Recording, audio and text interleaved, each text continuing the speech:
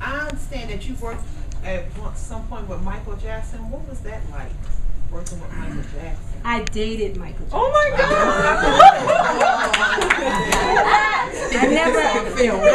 I never worked with Michael Jackson. I dated him, okay. but that was back in the 70s and 80s when people didn't kiss and tell.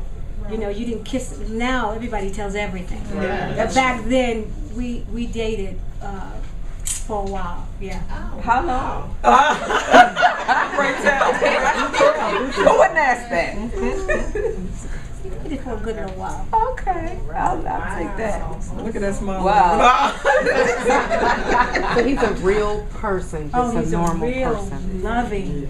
He was a real loving. The world wasn't ready for Michael because he had so much love for everything and everybody that he was misunderstood. He was truly, truly misunderstood and very, very unhappy in the last days of his existence. Why did you break up? Well, because I wanted to get married and he wasn't ready to get married, and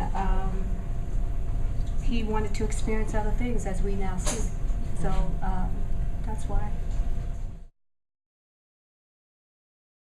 In the last years of Michael's life, he was very much connected with Minister Farrakhan, and he had realized, even when he went on that campaign of Tommy Mottola, who was at Sony. and he was calling Tommy Mottola racist, because the real truth is, in this business and this industry and in this world, is no matter how much money you have, as a black entertainer, you are still black. And that's what he realized. He was he's the biggest selling artist in the world, but they treated him like he was just another black artist when his records began not to sell.